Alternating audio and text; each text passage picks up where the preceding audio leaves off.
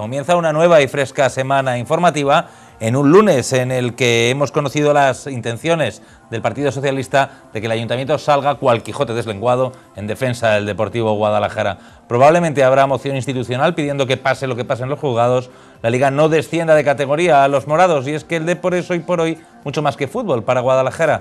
Es nuestro mayor escaparate como ciudad en los medios de comunicación nacionales, es también un factor de dinamización económica para la hostelería y un espejo deportivo para nuestros chavales, y sobre todo es también una ilusión colectiva para muchos, en estos tiempos en los que todo o casi todo está saliendo mal. Habrá quien se pregunte qué hace un ayuntamiento metiéndose a este fregado, y más con un pleito de por medio, o si los concejales no tienen nada mejor que hacer que defender a una empresa privada acusada de graves delitos. Pero es que las cosas son así, el Depor trasciende lo privado por más sociedad anónima deportiva que sea. Como decía el otro, es más que un club, al menos para esta pequeña y castigada ciudad castellana. De todo esto vamos a hablar en el 19 horas, que aquí mismo comienza. Es lunes 25 de febrero, bienvenidos.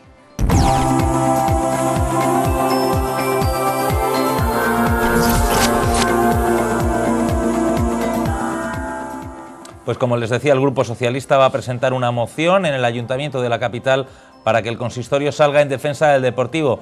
En principio la han presentado como grupo político independiente, pero pretenden que sea una moción institucional aprobada por todas las fuerzas del Ayuntamiento.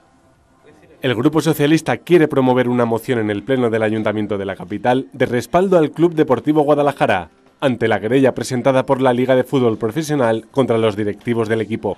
Los socialistas han pedido al resto de los grupos la posibilidad de que se trate de un texto consensuado a presentar como moción institucional. No obstante, si no se alcanza un acuerdo previo, presentarán su propio texto. Hemos pedido al resto de los grupos políticos, al Grupo Popular y al Grupo de Izquierda Unida, que estudien el texto de la misma para que, si están de acuerdo con el mismo o haciendo las correcciones que consideren pertinentes, pueda ser aprobada esta moción de apoyo al Deportivo de Guadalajara como moción institucional. Creemos que sería lo suyo. Creemos que todo el ayuntamiento en su conjunto, los 25 concejales, deberíamos apoyar y reconocer el trabajo que viene desempeñando, como digo, el Club Deportivo Guadalajara en favor de esta ciudad y de toda la provincia, teniendo en cuenta pues todas las escuelas base de fútbol que tiene, en estos momentos pues es una seña de identidad de nuestra ciudad, un club con 66 años de historia a sus espaldas, que ha hecho un esfuerzo muy grande, primero por ascender a Segunda División B y luego en la temporada 2010-2011 a Segunda División, a la categoría plata del fútbol profesional de España. Queremos que el Ayuntamiento de Guadalajara manifieste su más rotundo rechazo también a la adopción de posibles sanciones administrativas que la Liga Profesional de Fútbol pudiera acordar y que en un futuro y que conllevasen el descenso de categoría del Club Deportivo Guadalajara. Creemos que la permanencia en segunda del Club Deportivo Guadalajara debe depender solo de los resultados que coseche en el campo de juego y no de otros intereses personales o profesionales que pueda haber por ahí detrás y que terminen condicionando la permanencia en segunda del Deportivo de Guadalajara. Desde el Grupo Popular han dicho que estudiarán la propuesta y tratarán de encontrar una redacción que pueda ser al tiempo aprobada por todos y respete la independencia judicial. La voluntad política de los tres grupos es que a lo largo de aquí al viernes seamos capaces de llegar a un consenso y a un texto único, porque yo creo que, y vuelvo a repetir, por encima de los temas judiciales que están ahí y tendrán que tener la resolución que tengan que tener con toda la garantía jurídica que tengan que tener los unos y los otros, yo creo que la voluntad de todos los guadalajareños es estar a nivel deportivo y social y por lo que representa el Club Deportivo Guadalajara con el Club Deportivo Guadalajara. Vamos a estudiar el contenido del borrador de moción que ha hecho el Grupo Municipal Socialista. Hay que llevar mucho cuidado con el tema, independientemente de que es un tema que está, de momento, pendiente de una actuación judicial, iniciada en sede judicial, y por tanto que tendrá su causa y su sentencia en el momento que la tenga. De momento, la moción inicial presentada por el PSOE expresa el reconocimiento del Ayuntamiento al trabajo que hace el Deportivo en favor del deporte de la ciudad. y muestra su rechazo a la posibilidad de que las acciones de la Liga de Fútbol Profesional puedan conllevar un descenso por razones no estrictamente deportivas. Eso es lo que dice la moción del Partido Socialista y esos son los intereses que están planteando en estos momentos en el Ayuntamiento. Ya han escuchado a Juan Antonio de las Heras decir que van a tratar de llegar a un texto consensuado. Para hablar de este y otros temas, hoy tenemos a dos periodistas invitados en los estudios de Canal 19. A mi derecha está Beatriz Retuerta, en representación de la empresa de comunicación 5AES. Muy buenas tardes, Beatriz, bienvenida un día más. Buenas tardes, Óscar. Y a mi izquierda, pues otro casi habitual, de 19 horas, Gustavo García, periodista de Guadalajara, bienvenido un día más. Muy buenas. No sé, contigo empiezo. ¿En qué posición estás? ¿Qué te parece más razonable? ¿Que el Ayuntamiento haga una declaración de defensa del deporte por lo que el deporte significa para la ciudad o que no se meta en un asunto que en estos momentos está en la justicia? Pues las dos cosas un poco. Yo creo que defienda al Club Deportivo Guadalajara me parece perfecto y que le apoye, que se vea que no está solo, ¿no?, ante el peligro, ante la que puede avecinarse o no. Y sobre todo estoy de acuerdo en que prevalezcan los aspectos deportivos y no los extradeportivos. Sería lo idóneo. Lo que pasa que pues las normativas del Consejo Superior de Deportes y demás y la Liga de Fútbol Profesional pues no marcan eso. Entonces habrá que ceñirse a lo que diga la ley también en ese sentido. Todos queremos que prevalezcan los aspectos deportivos y que descienda, si tiene que descender, que tampoco lo queremos, pero por lo menos si tiene que ser por algo que sea por eso, porque además ya se comenta en la ciudad y todo el mundo habla de que eso puede conllevar incluso a la desaparición, no solo al descenso a segunda B. ¿Y tú, Beatriz, en qué posición te encuentras? Hombre, yo creo que ante todo, bueno, lo que hay que respetar es la independencia jurídica. Yo entiendo que nadie duda de todo lo que se ha hecho y lo que supone el Deportivo Guadalajara, que lleva siendo un club mucho antes de que lo presidiera el señor Germán Retuerta. Pero evidentemente el juez ha admitido a trámite una querella porque ha visto razones, entiendo, objetivas para tenerlo en cuenta y ya veremos en que finalmente a lo mejor no prospera, ¿no? Yo creo que un poco también hay que diferenciar lo que es el club como tal a la gestión de la Junta Directiva, que ha podido no realizar esa gestión, si lo estima, si el juez, vuelvo a decir, presuntamente de la manera más correcta. Yo creo que no hay, sobre todo me llama la atención que se precipiten tanto a intentar defender un poco cuando todavía no hay un veredicto y está un poco todo en pañales, y eso se junta con también la falta de claridad en muchas de las informaciones que llegan desde el club, ¿no? Pero bueno, yo en cualquier caso creo que evidentemente hay que respetar y defender que intente mantener ese club, y lo que comentaba él, que no sé, ¿no?, que lamentar que a lo mejor pueda descender, pero lo cierto es que la normativa y cómo funciona la Liga de Fútbol Profesional es así. Es triste decirlo, pero ahí están otros clubes que también corren riesgo de descender porque sus cuentas, porque están en concurso de acreedores o porque no pagan. Cuando realmente ahí deberíamos diferenciar entre lo que es un club que tiene una historia de muchísimos años y que ha habido gente más allá de la Junta actual y la Junta actual o que la presida y que la gestione, que en muchos casos supone un poco el fin de ese club por la mala gestión, ¿no? ¿Tú qué harías entonces? ¿Esperar un poco? Yo esperaría. Ser más cautelosa. Un poco coincido más con Juan Antonio de las Heras, ¿no?, que a lo mejor es ideal hacer una moción expresando pues todo lo que supone el club deportivo, que como tú comentabas al principio, no solamente es una cuestión de fútbol, sino que es mucho más que un club. Pero intentaría, por lo menos por ahora, mantener esa cierta respeto, ¿no?, a la independencia que tienen que tener los jueces y ya esperar a que el juez se pronuncie o por lo menos se realice todo el trámite judicial posible. ¿Y por lo demás sois optimistas o pesimistas con el futuro de esta historia? No sé si la estáis siguiendo. No pinta muy bien, la verdad. La semana pasada, cuando no hablaba con otros colegas un poco del mundillo más deportivo, ¿no?, cuando existía eso de que no sabían, si sabían, bueno, me comentaba un compañero, bueno, si el juez estima que la querella no admitirla a trámite, finalmente yo desde que la admitió a trámite lo veo más complicado, ¿no?, porque entiendo que son 3 delitos importantes y bueno, a lo mejor luego no prospera y no queda en nada, ¿no?, pero bueno, lo cierto es que crea una incertidumbre y cuanto antes se resuelva mejor, pero ya veremos. Habrá que estar pendientes el 23 de abril. Yo soy más optimista, perdona, en el aspecto de que puede haber otra sanción que no sea el descenso. ahí podría estar más de acuerdo. Los delitos, si al final salen adelante, son importantes, claro. Pero bueno, es que es lo que decía Beatriz. Hay muchos clubes en esa situación, no, pero en otra parecida y no han descendido. Y algunos que descendieron, como el Celta y el Sevilla, le repescaron y hubo una liga de 22 equipos en primera. Entonces, como estamos hartos de ver lo que se hace en la liga de fútbol profesional... doble rasero, ¿no? Claro, entonces depende mucho, efectivamente, dependiendo de quién. ¿Quién tiene fuerza ahí? El otro día oíamos a Tebas, el presidente que va a ser de la liga, que está de elecciones, y decía, claro, que él es del Huesca. Ahí te da que pensar, sí, ya, el Huesca está... Y encima me he enterado también de que el Jerez, que está en descenso, podía ser otro rival del Depor para eludir el descenso, aunque ya lo ha tenido difícil, pero bueno, es otro. Está en concurso de acreedores.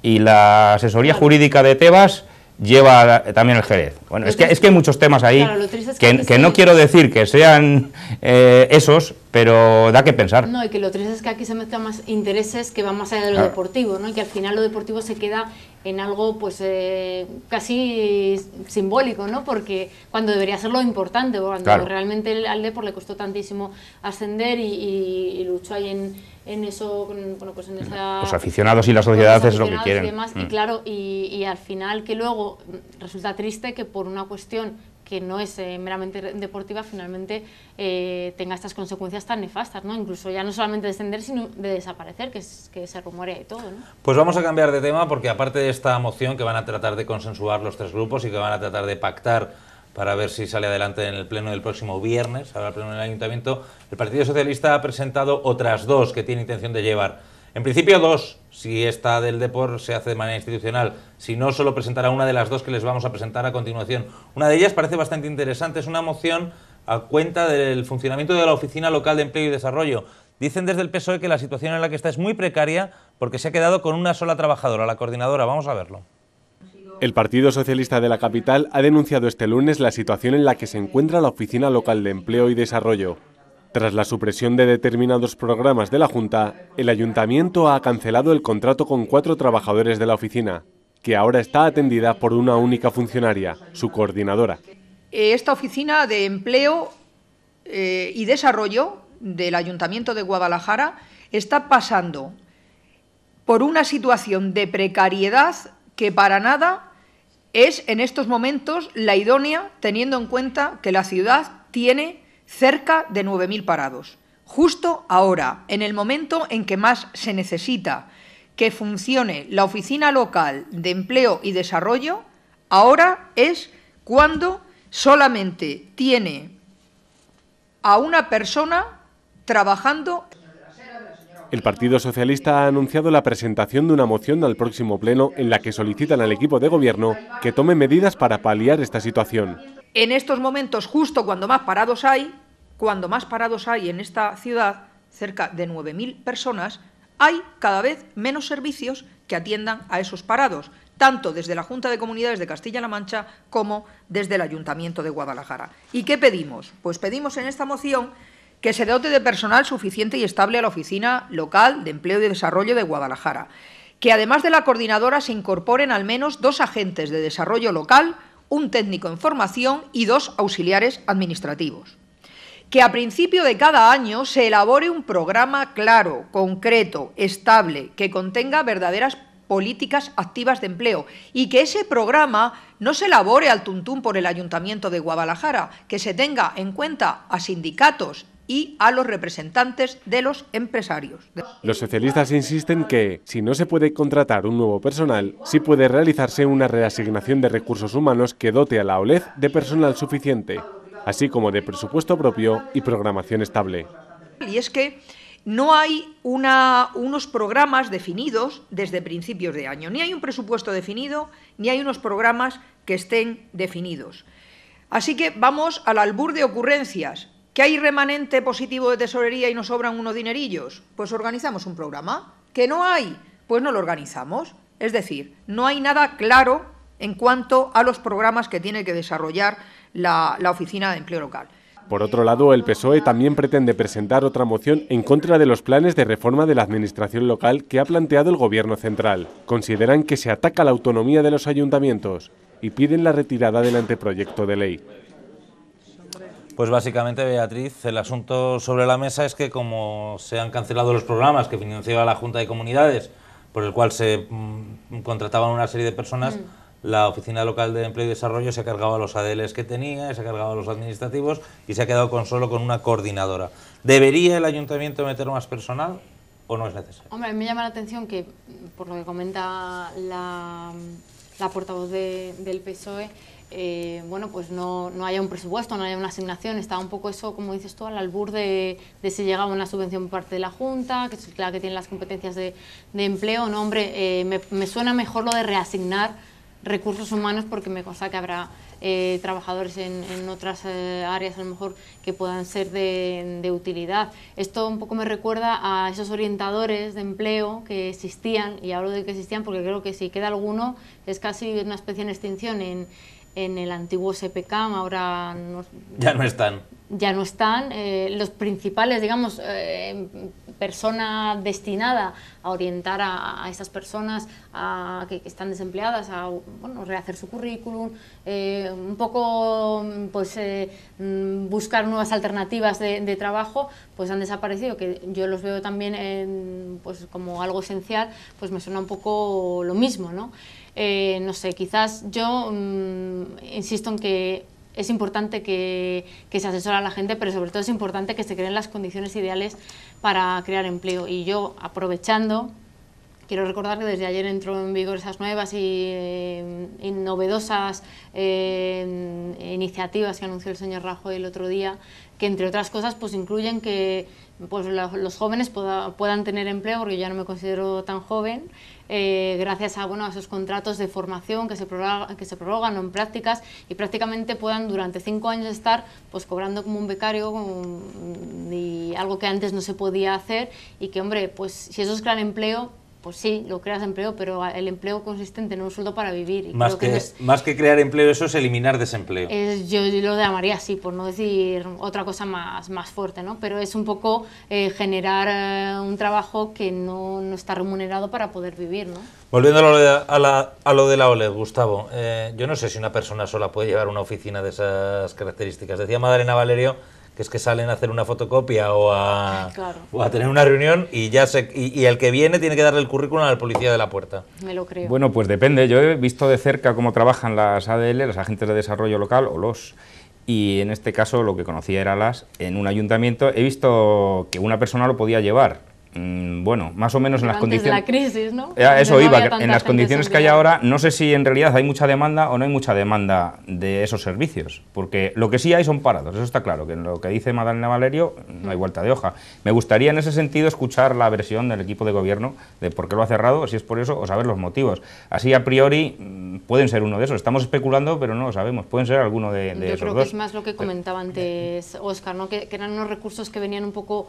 dados de esas programas que estaban impulsados por la Junta, que es al fin y al cabo el que tiene las competencias en empleo, y que surtían, ¿no? de personal, y hoy en día pues no existen y no hay dinero para... De todas maneras hay que tener en cuenta, se comentaba en la rueda de prensa, que por ley nacional en estos momentos no se puede contratar, las administraciones públicas, el ayuntamiento no puede sustituir plantilla ni de jubilados ni de nada, no puede contratar a nadie, solamente si hay una excepción con los policías y creo que con los bomberos también, pero no estoy muy seguro. Entonces, claro, yo le he preguntado esto a los socialistas, pero si es que ahora no se puede contratar a nadie, no se puede sacar una posición. Pero sí se pueden reasignar recursos. Y eso es lo que han dicho, dice, hombre, pero seguro que hay otros departamentos donde hacen menos falta, donde están más parados. Sobre todo porque es lógico que en unos departamentos, como estamos hablando de este caso, en los que es evidente que se han multiplicado por no sé ni qué cifra los desempleados en Guadalajara, necesitan más esos recursos que pues cuando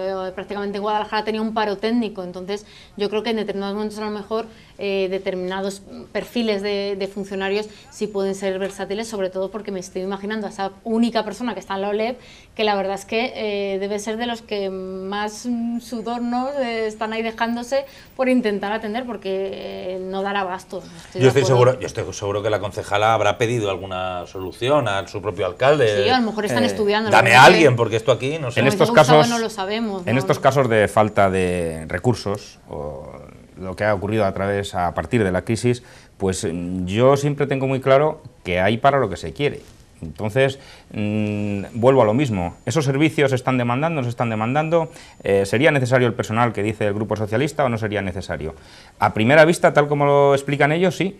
Y si hay más gente en paro, deberían darle más servicios. Pero, ¿en realidad se demandan esos servicios? Vuelvo a repetir, ¿o porque haya más parados eso no quiere decir nada? Siguiendo la argumentación del propio equipo de gobierno, no hace 2 semanas que la concejala responsable de esta oficina, Encarnación Jiménez, dio una rueda de prensa haciendo balance de cómo había funcionado durante el año pasado la Oficina Local de Empleo y Desarrollo, y aseguró que había ayudado a la creación de 600 puestos de trabajo, entre ellas haciendo toda la selección de currículums previa de los de Yastel, por ejemplo, que llegaron. Siempre vendrá muy bien que esté la oficina, indudablemente. Siempre vendrá bien. Lo que no parece compatible es alardear de la cantidad de trabajo que saca adelante y al mismo tiempo tenerla con un solo trabajador. O no saca tanto trabajo y no es tan necesaria, o hay que... Aunque falte dinero para mantenerla, pero bueno, eso se puede solucionar, como yo digo. Lo que sí es cierto es que yo creo que la OLEP sí que está ayudando, sobre todo a empresas, las empresas que se instalan... Autónomos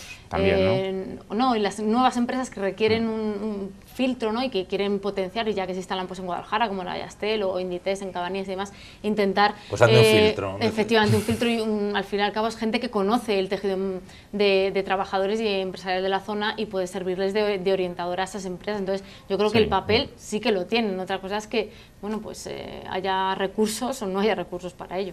Vamos a seguir con el ayuntamiento, hablando de información municipal. En los últimos días llevamos hablando largo y tendido de esto de las inspecciones técnicas de edificios, esta especie de ITV que van a tener que pasar las casas viejas de la ciudad, las de más de 50 años, a partir de este mismo año.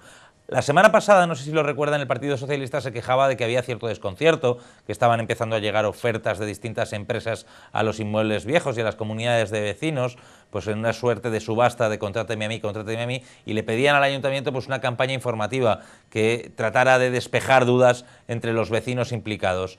Eso es lo que ha hecho el ayuntamiento. Hoy nos han presentado una campaña informativa, van a repartir una serie de trípticos en el que se explica muy bien qué es esto de la IT a las personas que van a tener que pasarla.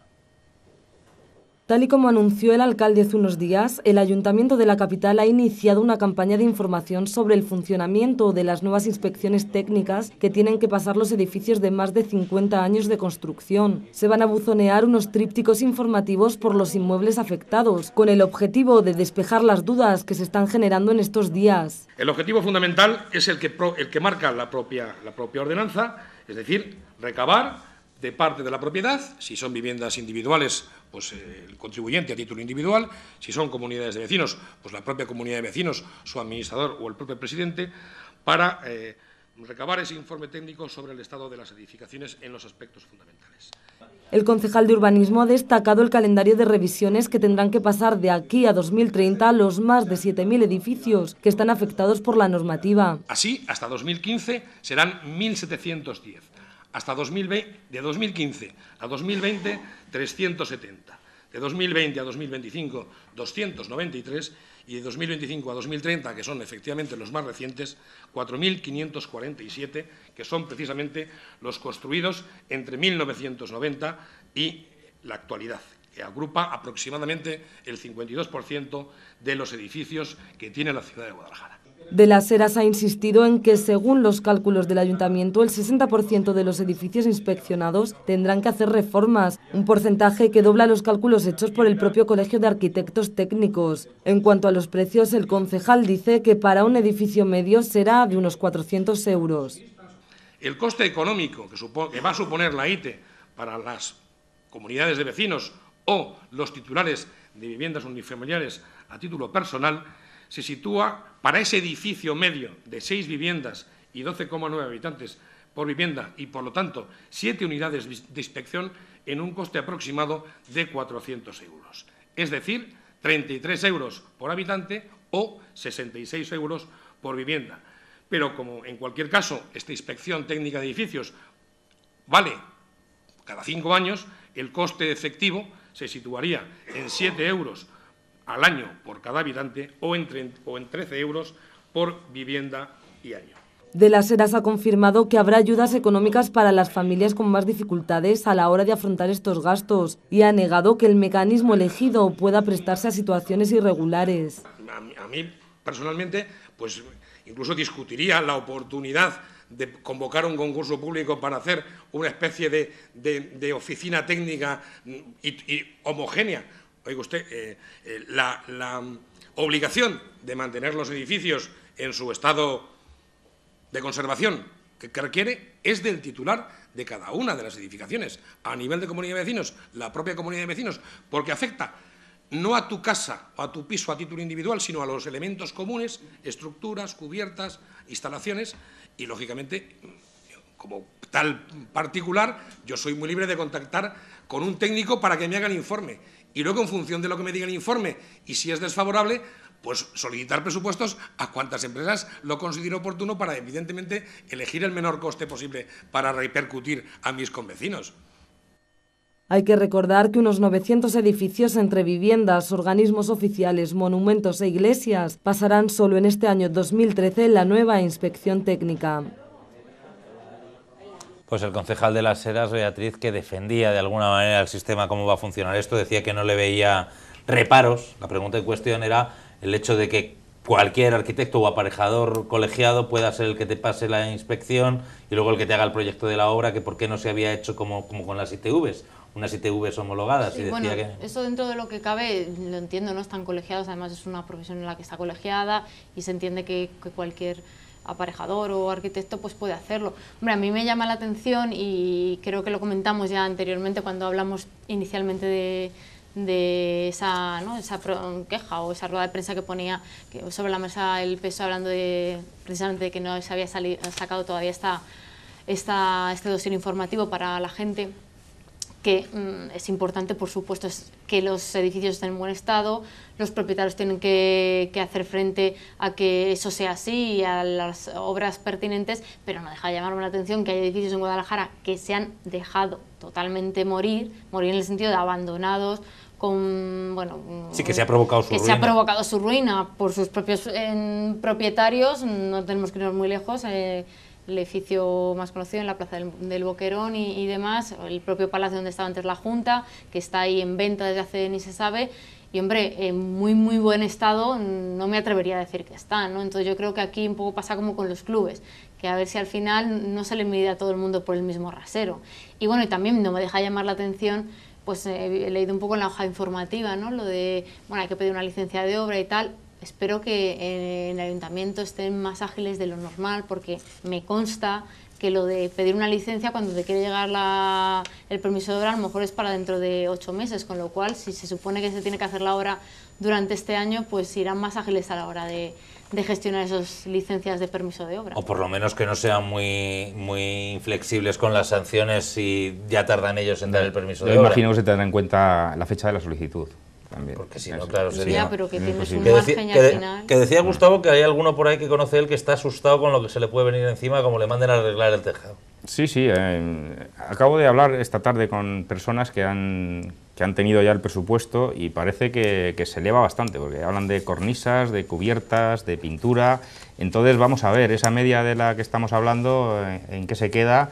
Y bueno, efectivamente, ahí es una actividad que están colegiados los arquitectos, aparejadores, demás, pero para mí la medida no me parece mal, y lo que decía un poco Beatriz, quizá lo que no es el momento, porque con la que nos está cayendo ahora, que nos vengan con otro impuesto, que se puede decir que sí, que es para seguridad, pero hombre, esto se podía haber hecho, conocemos todos cómo es Guadalajara precisamente, la carrera, Buisareo Rivera, ¿qué tenemos ahí? ¿Qué es eso? ¿Cómo ha quedado en los últimos 30 años? Y ahora vienen con esas, de arreglar edificios. Pues muy bien, sí, edificios públicos y edificios particulares, pero a mí me hubiera gustado que se hubiera tenido más en cuenta el patrimonio que teníamos ahí, que se ha perdido, no solo en la carrera, sino en otros sitios. En muchas partes, desde luego. Claro. O sea, esta lo ciudad cierto es que, como hablábamos anteriormente, no es el momento, y quizás esto un poco lo ideal es que hubiesen hecho una prórroga, ¿no? Para una moratoria, efectivamente. Lo que pasa que es que esto viene obligado por Fomento, dijo Fomento, sí. Ciudades de más de 20.000 habitantes ya en 2013 y esto es obligado. Lo entiendo que sea obligado, sobre todo porque es una cuestión de seguridad, pero luego no sé si le habéis preguntado, habéis aprovechado para pedirla, porque también comentaban, ¿no?, que hay posiblemente pues, determinadas rentas para en función de las personas y demás, se darían ayudas, ¿no?, porque el momento no es para nadie, pero menos para la gente que tenga menos recursos, y a lo mejor es precisamente que viven en viviendas más antiguas, claro, y que más necesidad tienen precisamente de hacer esta inversión. Entonces, se le ha preguntado, ha recordado que en el presupuesto actual hay una partida de 100.000 euros prevista para estas ayudas, pero no está establecido todavía cómo lo van a hacer. No parece que vayan los tiros por una línea de subvenciones, sino más bien por ayudas puntuales a familias muy necesitadas y según lo decreten los servicios sociales. Esto es, no va a haber una ayuda para el pensionista medio ni para el parado, sino para gente que podría quedarse en riesgo de exclusión social, gente pues que yo que sé, a lo mejor tiene la vivienda pagada en una casa antigua y tiene una renta de estas de 400 euros, pero que pueda recibir una ayuda. No tenemos que irnos muy lejos, estamos viendo prácticamente diariamente toda la gente a la que desahucian por no poder ni pagar el alquiler ni la renta como para que les digan hacer una derrama en determinadas situaciones. Entonces, yo lo veo bastante difícil por los momentos en los que estamos. Lo que no sé luego además las sanciones que conllevará si lo incumples. Pues hay sanciones, en el folletito vienen habrá sanciones, pero como se dice a veces, hay veces que compensa casi más la sanción que la inversión que ahí el ciudadano puede pensar también, al hilo de todo esto, que hay mucho afán recaudatorio, aparte de la seguridad, que es indudable, eso está ahí, pero es que no es el momento para que no recauda el ayuntamiento, pero Fomento sí necesita también ingresos. Actividad. Sí, la actividad del sector de los aparejadores y arquitectos que llevan unos años parados ya. Y a ese gremio le va de maravilla. No, a ellos les va a venir bien. Estamos como con lo del Depor, hay muchos intereses quizá de por medio. El otro día vino el presidente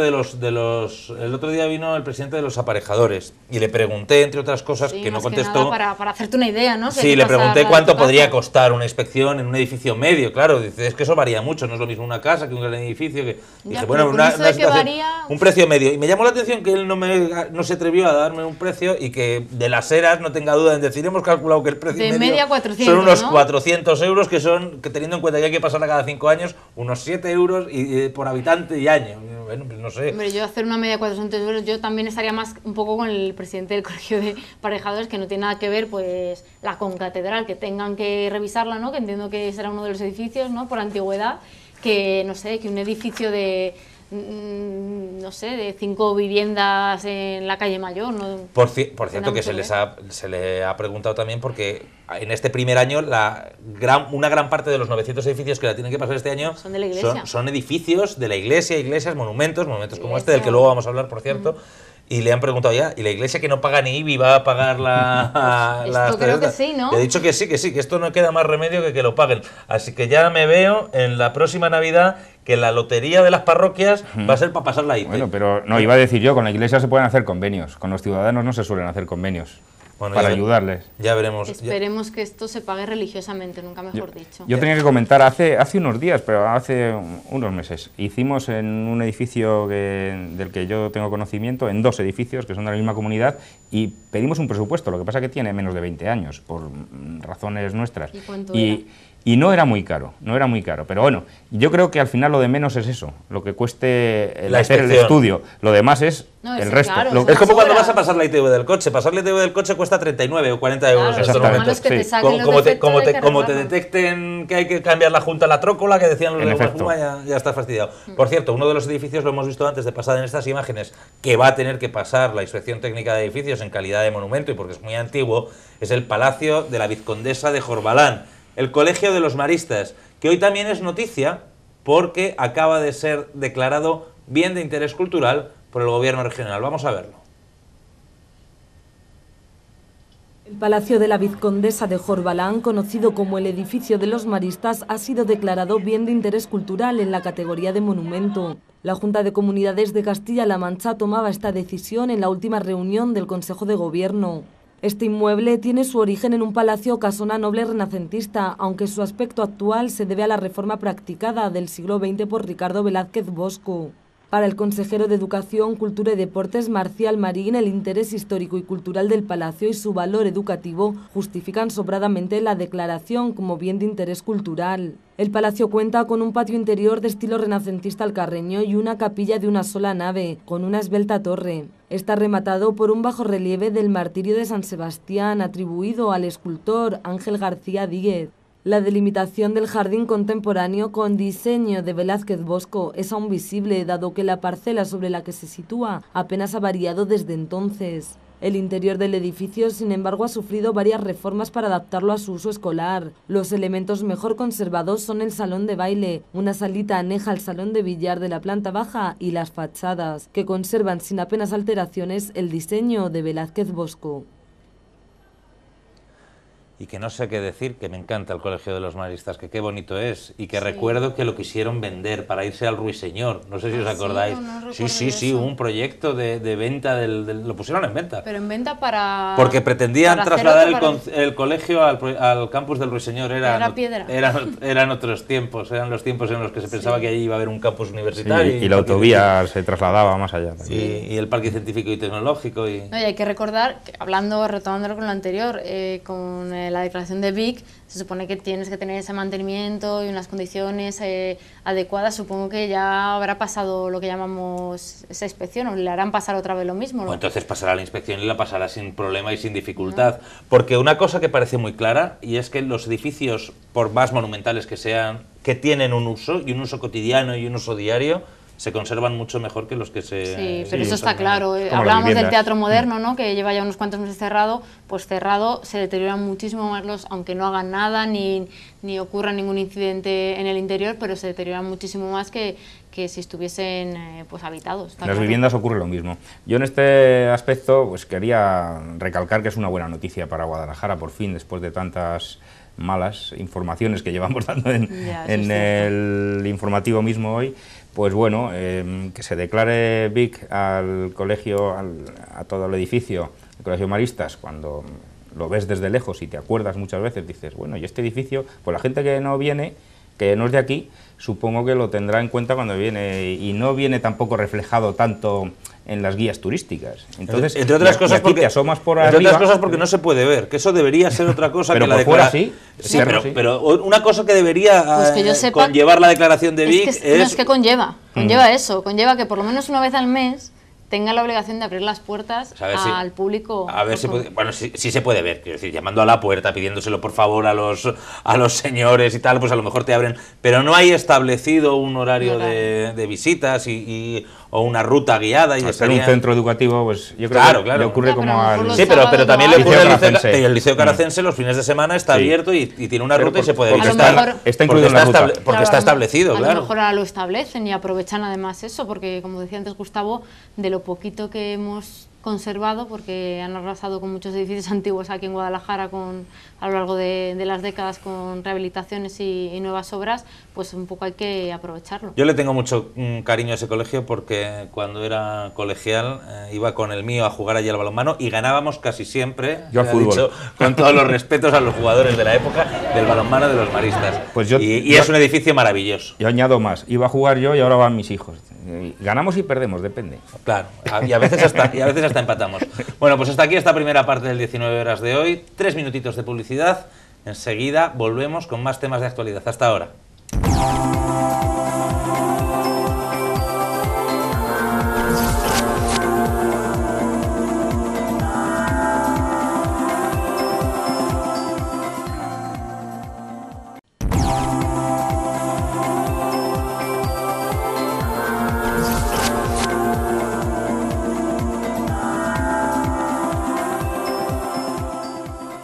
Pues ya estamos de vuelta en este primer 19 horas de la semana en el que estamos charlando de un montón de temas de actualidad con dos periodistas invitados, con Gustavo García y con Beatriz Retuerta, y en el que el primer tema de este segundo bloque va a ser sobre transporte escolar, eso tan importante en la que muchos padres dejan a sus hijos la confianza todas las mañanas antes de ir al colegio, y es que en toda España se ha iniciado una campaña de revisión de los autobuses y de los conductores, aquí en Guadalajara también.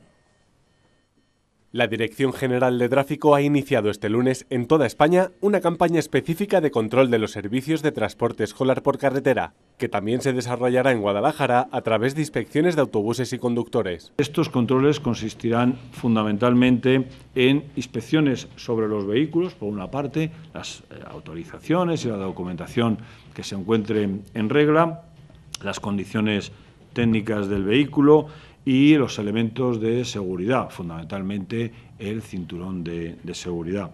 Por otra parte, en cuanto se refiere a la inspección de los conductores, sí, el permiso de conducir lo tienen en regla y al día, y en cuanto al tiempo de conducción y el cumplimiento de los preceptivos descansos, aparte de otros requisitos como llevar el seguro de responsabilidad que es preceptivo en estos vehículos, que cumplan la antigüedad máxima del vehículo. Habrá controles rutinarios en carreteras y también en localidades como Guadalajara, Alovera y Cabanillas, donde sus ayuntamientos se han sumado a la iniciativa.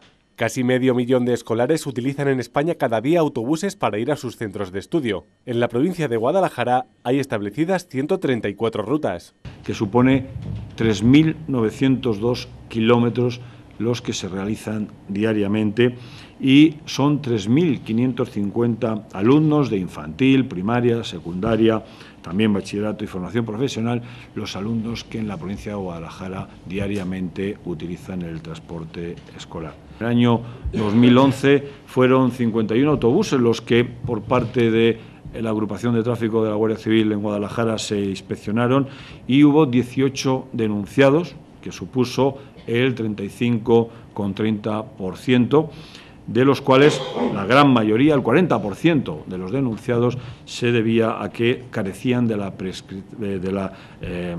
autorización especial que es fundamental y necesaria para llevar a cabo este transporte. Sin embargo, en el año 2012 se redujo de forma importante y de 79 autobuses, es decir, se incrementó de forma notable las inspecciones y los controles, solamente fueron 13 los denunciados, también en su gran mayoría por el mismo motivo, el 38%. La campaña se centrará en el uso del cinturón de seguridad en autobuses, obligatorio para todos los vehículos fabricados después del 2006. En Guadalajara casi todos los de transporte escolar los tienen equipados. Según datos aportados por el subdelegado del Gobierno, 9 de cada 10 lesiones graves en niños se evitarían con el uso de estos cinturones. No obstante, hay que señalar que la mayor parte de los accidentes en vehículos de transporte escolar no se deben a cuestiones de velocidad o imprudencias durante el trayecto. Las tasas de siniestrabilidad en el sector son mínimas, lo cual nos lleva a confirmar que existe una gran seguridad en la conducción de estos vehículos. Precisamente, el 90% de los accidentes que se producen en el transporte escolar no son precisamente por problemas de velocidad o en vías convencionales, sino que tienen lugar en el momento de subir o de bajar de los vehículos o en los momentos inmediatos al colocarse detrás del autobús, por un ejemplo, o por distracción del conductor o de los propios padres que acompañan a los alumnos. En España, el 60% de los escolares acuden al colegio andando y el 40% lo hacen en vehículos. La mayor siniestrabilidad en estos trayectos está en los coches particulares de los padres, con estadísticas muy superiores a las de los autobuses. Pues 134 rutas de autobuses escolares hay en Guadalajara y bueno, esta semana autobús que vea la Guardia Civil o las policías locales de los ayuntamientos participantes, autobús que paran. Decía Beatriz fuera de micrófono que ya le parece mejor el trabajo del día a día, más que estas campañas. Sí, es que esto es como que lo presupones, ¿no? Que este tipo de controles se llevan a cabo de manera rutinaria, pues, estableciendo, no sé, a lo largo del año.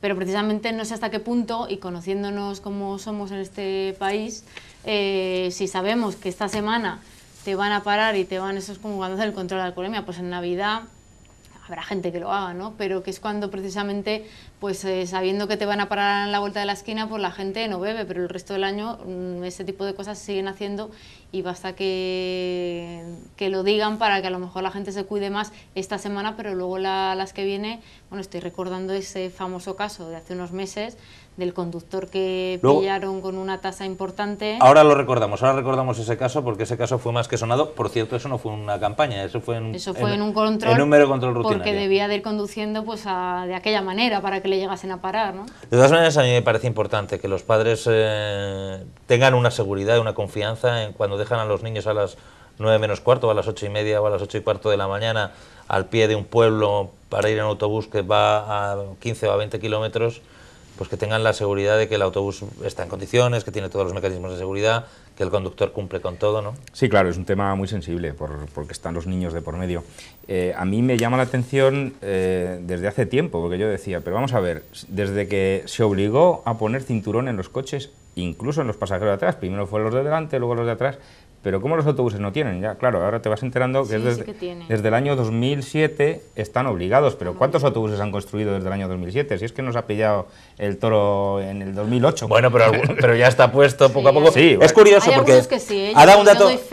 Sí, no, si lo tienen. Ha dado un dato estadístico, no salía en el vídeo Sánchez Seco, pero sí que ha dado un dato estadístico de que el 38% de los autobuses que circulan por España con el transporte escolar tienen cinturón de seguridad, el 38%, y sin embargo en Guadalajara son el 99%.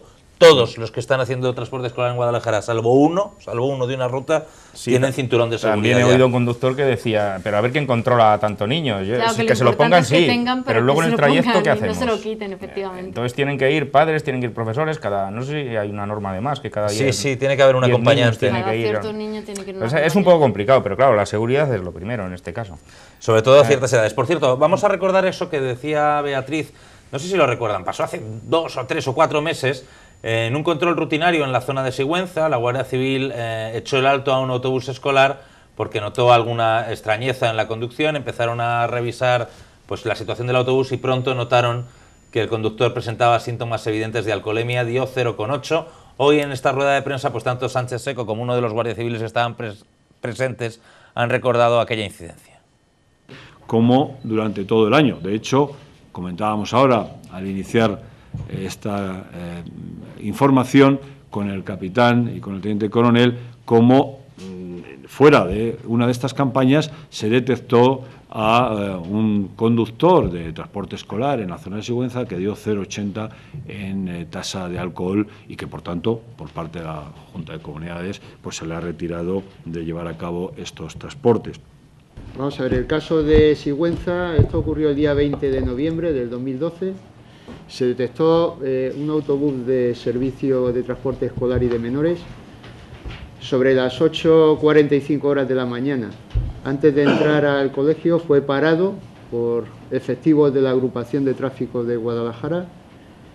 Entre otras cosas, se le inspeccionó documentación, el vehículo se inspeccionó también y se detectó que podía ir bajo la influencia de bebidas alcohólicas. Se le hizo la prueba de alcoholemia y arrojó una tasa de 0,80, 5 veces superior a lo permitido. Lo permitido para estos vehículos está en 0,15.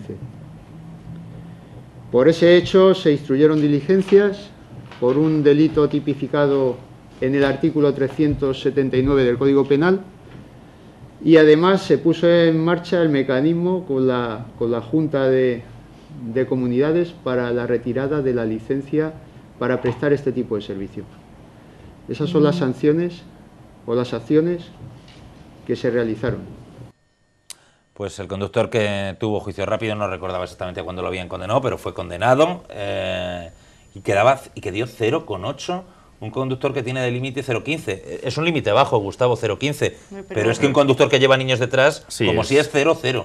Es que tiene que ser 0,0, ¿no? Y 0,8, vamos, lo que comentamos antes. 0,8 es una importante borrachera. Que la Guardia Civil debió de pararle porque debía de ir haciendo eses por la carretera de manera bastante evidente para decir, bueno, este señor, este conductor o este autobús escolar, no creo yo que vayan bailando la jota y conduciendo de esta manera, ¿no? A mí me parece tan importante que vean que los autobuses están en condiciones, que tienen esos cinturones. Más importante aún me cabe es controlar que las personas y los profesionales, que también tenemos que recordar que la mayoría, su gran mayoría afortunadamente son profesionales y por supuesto van sin haber bebido nada y en condiciones perfectas, pero que exista ese control, ¿no? Igual que a los camioneros también esos los paran y controlan que no lleven más de X horas, que no sé ahora mismo cuántas, pero no pueden estar toda la noche conduciendo, pues que hagan esos controles, porque al fin y al cabo ya no solamente son los que van los niños que van en el autobús, sino la seguridad del que se puede encontrar por la ruta, ¿no? Aquí el debate se originó un poco, Gustavo, no sé si lo recuerdas, cuando se planteó si había que sancionar a la empresa o no? Finalmente la Junta optó por no retirarle la concesión de la línea a la empresa en cuestión, es que no sabes en ese momento, ¿no? y sí retirar al trabajador. Claro, es que era cuestión del trabajador, tampoco puedes sancionar a la empresa le puedes multar en todo caso, económicamente, pero quitarle la concesión... ya retiró la empresa al conductor, pues claro, con esto tiene que ser tolerancia cero, es 0,15 lo que tienen, pero si es que tenía que ser cero. Que la empresa tampoco si es que da igual, de 0,15 a 0, claro. Llevas niños y no puedes beber nada, eso está claro. Y el que conduce autobuses, ese caso sería por lo que fuera en ese momento, y el caso claro, era un riesgo supremo. Hay que tener en cuenta que llevaba 0,8, que es una borrachera de haber estado rato, vaya, de considerable importancia a las 8:15, 8:30 de la mañana. Claro, la tesis de la Guardia Civil es que ese señor estaba de empalmada, ese señor no se había levantado a beber porque no tenía tiempo material a beber. Que llevaba toda la noche de fiesta, llevaba toda la noche de farra y empalmó. Pero es cierto que bueno, le pueden poner una sanción a la empresa, pero hasta cierto punto la empresa, no sé cuántos conductores puede tener, pero no vas a estar a lo mejor, no puedes controlar que una persona, esto es como cualquier otro trabajo, ¿no? Puedes hacer cierto control, pero en el último caso el responsable es el profesional que está al frente del volante y que no puede ir en esas condiciones. Otra cosa, que en caso de empate con una concesionaria distinta, luego se tenga en cuenta eso, con otra empresa. Eso ya pueden ser otros temas a posteriori. En fin, vamos a cambiar de tema, nos vamos a hablar de la Diputación. Nos retrotraemos a una rueda de prensa que daba el Grupo Socialista el viernes pasado, que no tuvimos tiempo de tratar aquí, pero que es interesante porque es una propuesta que los socialistas lanzan para el próximo pleno. Van a presentar una moción pidiendo que se rebajen las tasas que se cobran a los ayuntamientos por realizarles las labores de recaudación desde el Servicio Provincial de Recaudación. Vamos a escucharlo. El Grupo Socialista en la Diputación Provincial solicitó este viernes una rebaja en las tasas que se aplican a los municipios por la recaudación de impuestos. En concreto, el PSOE cree que se podría realizar una rebaja de hasta un 30% tras analizar los resultados obtenidos por el Servicio de Recaudación en el año 2012. Su portavoz, María Antonia Pérez León, explicaba las causas que justifican esta petición. Según los datos que tenemos, que hemos podido conocer con la liquidación del presupuesto del 2012, la Diputación está obteniendo un importante beneficio a costa de cobrar a los municipios más de lo que les cuesta prestar el servicio. Miren, según nuestros datos, ese beneficio del año pasado, del año 2012, estaría en todo caso por encima de los 500.000 euros. La Diputación cobró a los ayuntamientos por la gestión de sus impuestos 2.148.583 euros. Y a su vez, los costes que la Diputación tuvo por mantener el servicio de recaudación, es decir, el personal, los gastos generales, el mantenimiento de las aplicaciones informáticas, etcétera, todo ese coste fue 1.321.000 euros. Por tanto, como mínimo, desde luego, más de 500.000 euros de beneficio neto que la Diputación está obteniendo por prestar ese servicio a los municipios, que la Diputación está cobrando de más a los municipios. A la vista de esta diferencia y teniendo en cuenta que nuestra normativa legal no permite en ningún caso que la tasa que se cobre sea por encima del coste del servicio, es por lo que planteamos la necesidad de que se haga un estudio de costes por los técnicos de la casa para saber con seguridad cuál es el beneficio que está teniendo la Diputación por cobrar más a los municipios y que esto repercuta en los pueblos reduciendo las tasas. Pérez León indicó que se plantearía esta iniciativa a través de una moción.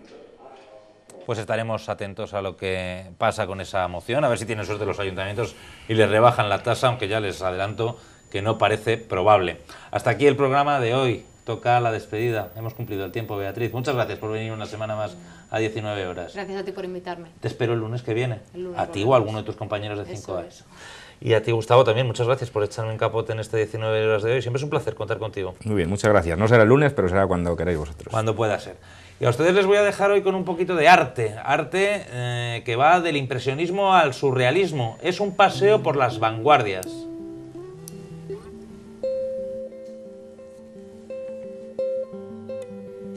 Y es que se está exponiendo desde hace unos días en el Palacio del Infantado una de las colecciones más curiosas y más impactantes de arte contemporáneo que hay en nuestro país. Hay pintura, hay dibujo, hay escultura y son fondos del Museo de Arte Contemporáneo de Toledo, que es filial del Museo de Santa Cruz. La exposición se llama Del impresionismo al surrealismo y a través de las obras de fundamentalmente 3 artistas, de alguno más, pero fundamentalmente de 3 artistas, realiza un repaso a lo que fue el siglo XX en el movimiento de la vanguardia, desde los inicios del siglo XX, finales del XIX, con los coleteos del movimiento impresionista, pues hasta el surrealismo, pasando por otras muestras como Knife o como dadaísmo, el luminismo, ya saben, todo lo que fue la pintura de vanguardia y el arte abstracto en el siglo XX. Del impresionismo al surrealismo, en el Palacio del Infantado, está hasta el 5 de mayo, así que tienen ocasión de visitarla, yo se la recomiendo. Con esto les dejamos, hasta mañana. A long life. So give me hope in the darkness that I will see the light. 'Cause oh, they gave me such a fright. But I will hold as long as you like. Just promise me we'll be alright.